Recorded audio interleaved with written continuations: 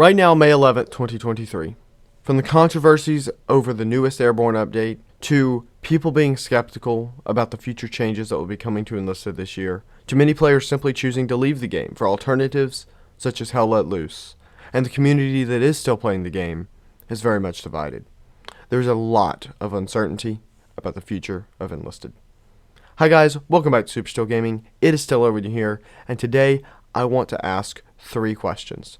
How did a game with so much potential end up in the state that it's in today? Can it be fixed? And most importantly, how did it get here? If we want to answer any of these questions, we must go back to March 30th, 2022. On this date, the 5th campaign would release for Enlisted, and that campaign would be Stalingrad. When this campaign was released, there was a very mixed reception, as there was already a lot of controversy over the all-access pack and multiple other aspects of this new campaign. But at first, everyone's opinions were more positive than negative, and that was mainly to do that it was actually pretty balanced and pretty fun at that point. Despite all of that, though, the new campaign's monetization system was still a big issue in the community, and within only a month, the support for the campaign was dwindling rapidly. This would be a turning point in Enlisted.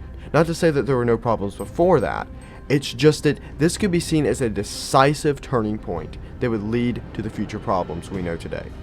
Another issue that would continue to plague Enlisted, even until this day, is negatively received events. Most Enlisted events are at absolute best received as okay, and nothing more, causing a lack of ambition to play while between updates, meaning that people don't really have a reason to play the game when there's not a major Enlisted update going on. Though the legacy of Stalingrad would be one of failure, there would be one update that would come out soon after that would be recognized as one of the best and most helpful updates Enlisted has ever had. On the 2nd of June, 2022, the Burning Sky update would be released, bringing rocket tanks, a mission editor, a new map for Normandy, and much more. Unfortunately, Burning Sky would be the last truly good update that we've had. The excitement of Burning Sky would carry on for a while, affording a short reprieve and calm before the storm from the overall state of the game and from what was to come. The next few months would be mainly uneventful, consisting of many so-so events and mod digests. But as we entered August, the growing rumors of a new campaign would change the course of the game. It was quickly determined that between the leaks and the hints from the devs, that it would be the Pacific. Now there was a lot of hype built around this campaign, as we'd been asking for it for a while, and a lot of stakes were put on this. Everyone was extremely excited, although many considered this campaign to be the last hope for Enlisted. Now after a lot more hype was built, and a lot more people were excited, on the 21st of September, the Pacific campaign was released. It brought 3 new Pacific maps. It brought a Japanese faction, a US Marines faction, new air mechanics, and lots more. For the first few weeks, the campaign was extremely well received. Both factions were very balanced, and Enlisted seemed to maybe even be coming back. A lot of people were having a ton of fun, and the Japanese faction was a lot bigger than a lot of people expected. Sadly, this did not last. Within a month and a half out of release, the American faction rapidly became dominant. As sadly as the American players advanced through their tech tree, they just became so much more powerful.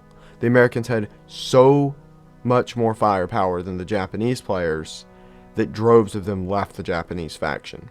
It rapidly became a one-sided campaign, and within a very short time, most people, even on the American side, had left. As of recently, between the lack of interest to play the American side and multiple rebalances for the Japanese faction, the tables have turned. The Japanese have become the dominant force, although this is just mainly because of the lack of American players. With the recent addition of the M2 carbine to the American arsenal in this campaign, it could easily shift back, as with this gun, there may not need to be as many American players to turn the tide. Nonetheless, the Pacific campaign has become an amazing accomplishment that has now dwindled to a shell of a once great campaign. Even to this day, the Pacific campaign continues to struggle, but the worst was yet to come. Following a string of disappointing events and increasing discourse in the Enlisted community following the launch of the Pacific campaign, the final major update of 2022 was previewed. and even before its release, it was an absolute failure. In fact, the major content creator Quadro even called for a boycott of the game on the day of its release. And as expected, on December 14th, 2022, when the high caliber update launched, bringing heavy machine guns and a new class, it completely bombed, mainly to do with the fact that the Enlisted community now felt that the Enlisted developers did not care what they had to say. The rest of the holidays would be surprisingly quiet from the developers other than the New Year event, but in the community things were very hot, and a lot of people had already given up on the game entirely. Now as January 1st dawned, the Enlisted community was angered and very much disappointed at the previous year, and many had already given up on the game. The first half of January would be mainly quiet from the developers other than the new Battle Pass, but that was about it. Now rumors did begin to spread even back in the beginning of January about big changes that would be coming to the game. And on February 21st, 2023, everything changed. The developers released the 2023 roadmap, promising a new progression system, a new soldier class, 2 new campaigns, the official release of the game out of open beta, new maps for Normandy and the Pacific, and tons more. They had also already previously promised that they would attempt to listen to the community a lot more this year.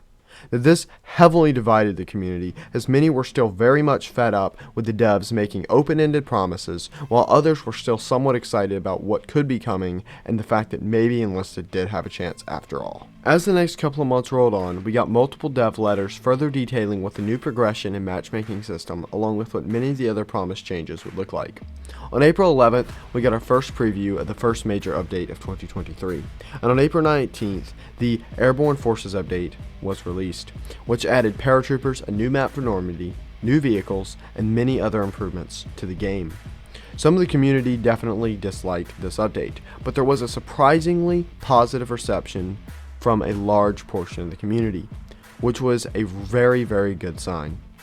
Now, as of now, the beginning of May, the community is still sadly very much divided, and almost all of us agree that the future of Enlisted is still quite uncertain.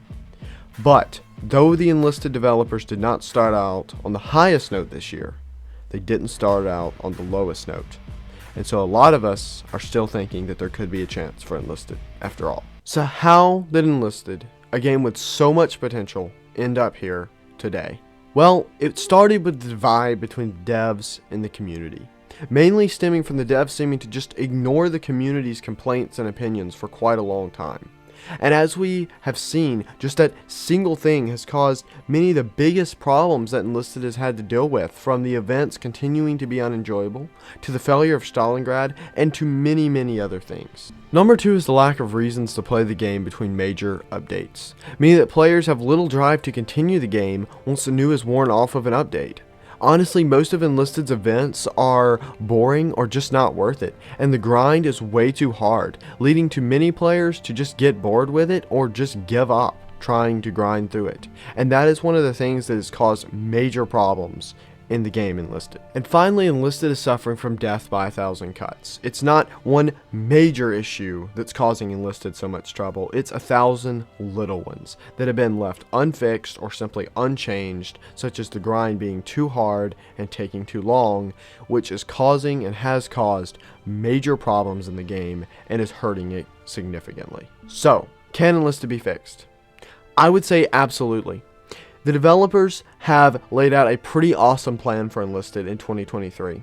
In fact, according to the roadmap, a lot of the issues I've brought up in this video, they plan to work on fixing this year. But it's all going to come down to the execution of the goals that they have set, and how well the community responds to the completion of those goals, and whether the Enlisted developers are willing to listen to the community's feedback as we continue into 2023. Those will be the things that will decide whether Enlisted will live or whether Enlisted will die. I think there's a lot of positives and negatives in the Enlisted community right now, and I think it could go either way. But I definitely think that if the developers commit to listening to the community, Enlisted does have a good chance of returning to the glory that it once had. Thank you guys so much for watching. If you enjoyed this video, please remember to hit that like button, and remember to leave your comments down below. Do you think Enlisted is dead, or do you think Enlisted has a chance to come back? And don't forget to subscribe. This is Steelarrow signing off. I'll see you on the battlefield, soldier.